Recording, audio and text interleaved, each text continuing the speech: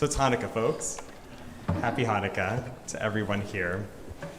This is one of my favorite holidays for a wide variety of reasons, the food, the festivity, but above all, it's because I believe that Judaism finds its best expression in simple yet effective rituals.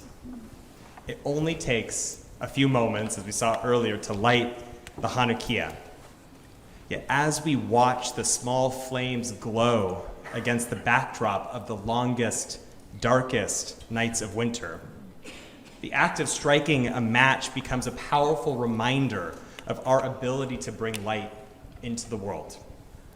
And right now, the world in its darkness feels so desperately in need of light. The joy of this season is shot through with the grief and the uncertainty and the fear that we have all been carrying with us for 2 months now. I imagine that I'm not the only one here who feels that's hard to catch my breath. Each time we receive some good news, every time I have been tempted to exhale and for a moment breathe easy, something awful happens. The last weekend of November, we experienced a brief pause in the war between Israel and Hamas. A few precious days of peace when a little over 100 hostages were returned to their homes, and the vast majority of these hostages were women and children. And seeing them reunited with their loved ones, I shared in our collective gratitude that this harrowing chapter of their lives had closed. We exhaled, at least for a moment. And then they shared their stories. And hearing some of the hostages give testimony on the gender-based violence that was inflicted upon them, both that perpetrated by Hamas on October 7th and that which occurred in captivity, my gratitude quickly diminished, tempered by the horror of what had happened to them. The details of these attacks are impossible to stomach, and I won't go into them right now, not here in this space, but bearing witness to what happened. Ensuring that these stories are heard and held is important. It is essential and necessary work that all of us are called to do in whatever way we can. In whatever way we can. And we are called to this work because alongside the pain of hearing these stories came the pain of seeing how they were so easily dismissed. That people and organizations which have stood for the right and necessity of women to be heard and believed didn't lift up these voices, or worse, called them lies, or fabrications, or propaganda. When reports of gender-based violence first began to surface, Mallory Mosner wrote cynically on Medium, "Believe all women, unless they are Jews who deserved it." Dismissing their testimony simply because they are Jews was a second act of violence against these women, as unacceptable as it was cruel. It is also a disheartening example of how anti-Semitism has made its way into the same places where we have found community and purpose. We Jews who have been on the vanguard of gender equality for decades, from fighting for abortion access to championing the Me Too movement. But this is the pernicious nature of anti-Semitism, isn't it? One of the things that is most frightening, most dispiriting about anti-Semitism is its ability to masquerade behind causes that we believe in, to find its way into communities that we are members of. It makes the work of allyship especially fraught, as we can constantly calculate what is born of ignorance and what is born of hate. And while we certainly see it and find it easy to critique on the far right, it is much harder to face it in the center and on the left, which is the ideological home for so many Jews and for so many of us here in this community at Mishkan, because it means reevaluating relationships, some of which we have come to depend upon. It means the painful task of figuring out when we can tolerate disagreement and when we must draw boundaries between what is acceptable and what is not. And this can lead to an obsessive sort of paranoia as we listen closely to every statement, analyze every action, look behind every friendly face, wondering if the shadow of anti-Semitism is hiding there. There are, of course, the obvious moments when it's easy to point at something and say that right there is an act of anti-Semitism. Storefronts vandalized, graveyards desecrated, people chanting, "Gas the Jews." But even these incidents are hard to track. According to a recent article in Time magazine, 88% of American cities, that's 88% of American cities, don't report hate crime data at all. So while we do know that anti-Semitism is the primary driver of religiously motivated hatred in the United States, when it occurs, where it occurs, how often it occurs, is still very unclear. And then there are the thankfully rarer incidents of overt violence. It has only been 5 years since a white supremacist walked into the Tree of Life synagogue and murdered 11 people, permanently altering our collective sense of safety in this country. But the problem is that more often than not, anti-Semitism is an uneasy feeling, a sense that the flavor is off, kind of like food just past its expiration date. It is something much harder to point at least directly. It's a wink and a nudge or an offhand comment, something that feels true, maybe actually is in part true, but where the veneer of rational thought is being used to mask the hatred behind it. Anti-Semitism thrives in close association with the truth, or at least what we believe to be true. It casts its shadow between statements of fact so that it's harder to parse out what is hateful from what we might otherwise agree with. The Rabbi Jonathan Sacks once wrote that anti-Semitism is so hard to define because it presents as a series of contradictions.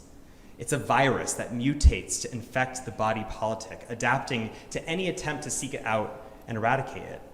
It appears on the right, it appears on the left, it appears in the center, and so we find ourselves trying to draw attention to something that, when looked at directly, suddenly disappears or obfuscates itself behind a cause that is otherwise inoffensive, if not unassailable. We have seen this with Me Too. We saw it with Black Lives Matter. We are facing it in higher education, long a safehold for Jews.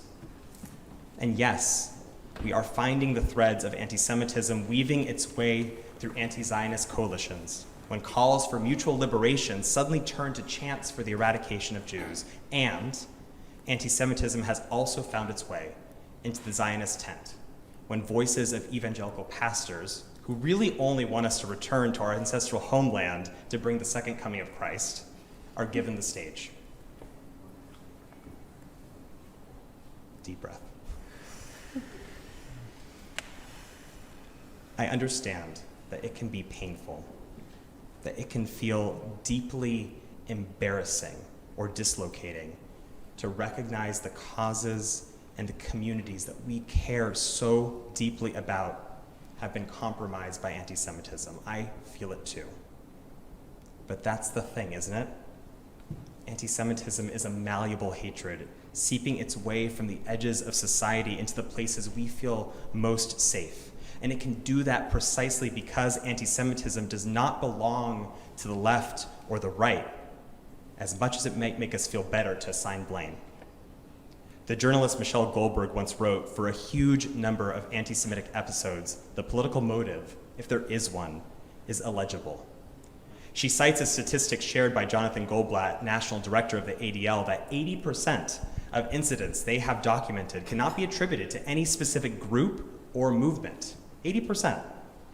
While it finds its way into causes across the political spectrum, anti-Semitism belongs to none and all of them.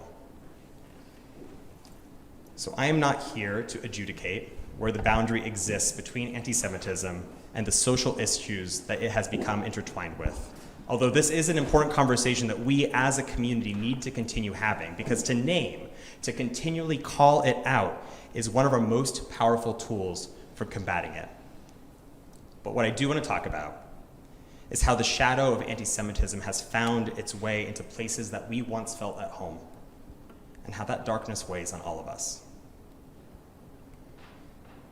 Speaking on anti-Semitism, the civil rights activist Eric Ward explains that it distorts our understanding of how the actual world works. It isolates us.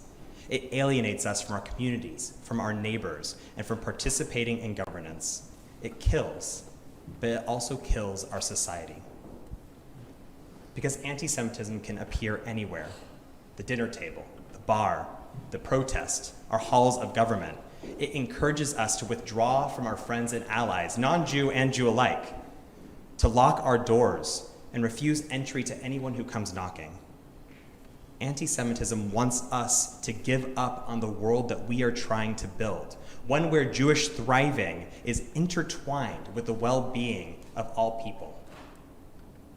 It kills, as Eric Ward suggested, our society by driving disconnection and despair. There is a reason, there's a good reason that there has been an uptick in anti-Semitism since October 7th, as the tragedy unfolding in Israel and Gaza has rippled across the globe.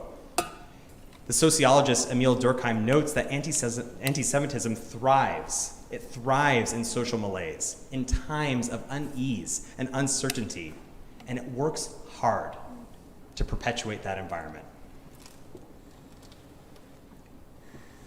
It may feel like we can only be understood by other Jews, and even then, only some of them and only some of the time.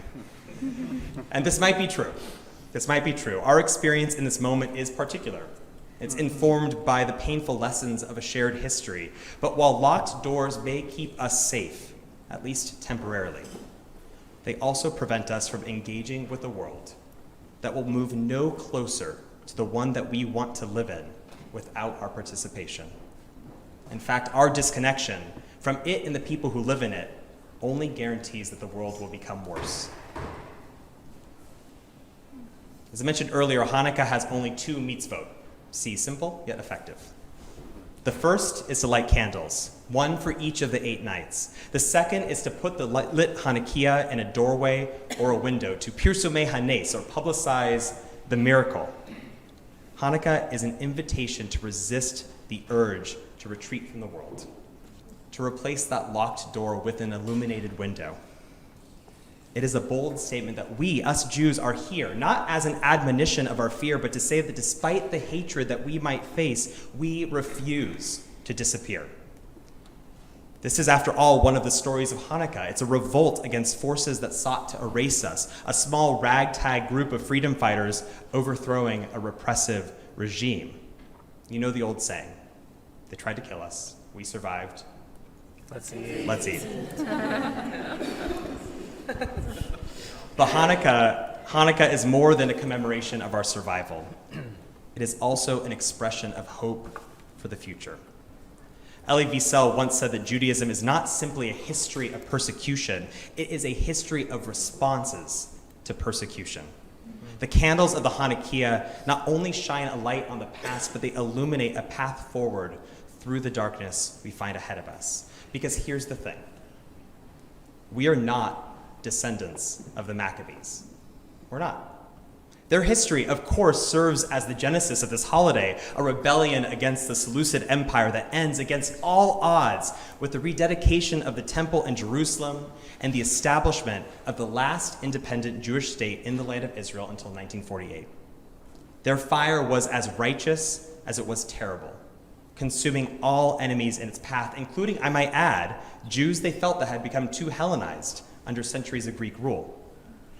Now, the descendants of the Maccabees, often called the Zealots, died in a final blaze of glory at the hilltop fortress of Masada, facing off against the Roman Empire some 2,000 years ago. We, that is, all of us Jews alive today, both those of us born into this community and those of us who chose it, are descendants of the rabbis.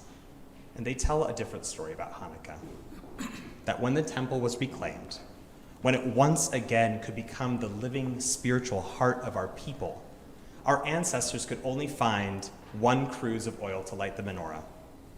Yet that single jar somehow lasted 8 whole nights, long enough for them to replenish their supply. It was a small miracle, much smaller than the history-making of toppling empires, and it was also an audacious expression of hope. They could have perceived the impossibility of that moment and given up. Anyone could see that there wasn't enough oil to last more than one night, yet they still lit the menorah. In the first story, no one wins.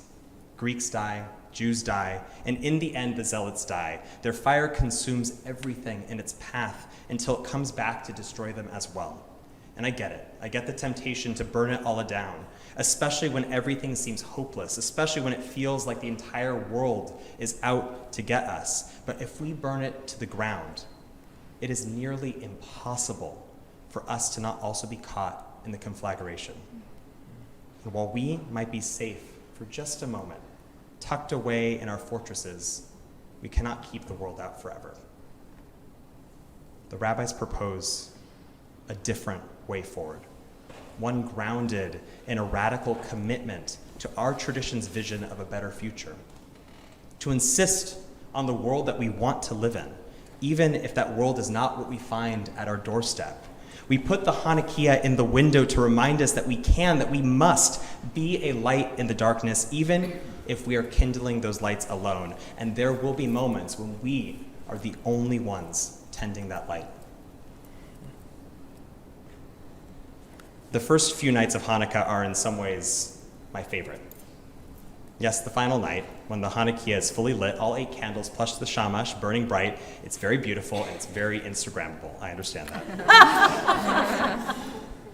But as we kindle 1 light, and then 2, and then 3, we watch how a single flame has the ability to illuminate an entire room. I want you to try it, maybe tonight or tomorrow. Turn the lights off. Even the shamash has the ability to transform that darkness. And seen from the outside, how those small lights, those 1, 2, 3 pinpoints of light, catch the attention of everyone passing our homes. It's an uncompromising statement, however small, that we are here and that we're not going anywhere. An unwavering refusal to meet darkness in kind, but a commitment to create light instead. And the bold, over 2,000-year-old promise that we have not given up our hope for a better world. Like our ancestors, we don't know if this light will last through the dark nights ahead. But this is the lesson of the rabbi's story, after all, the story that we've inherited. That the only way to find out is if we strike the match.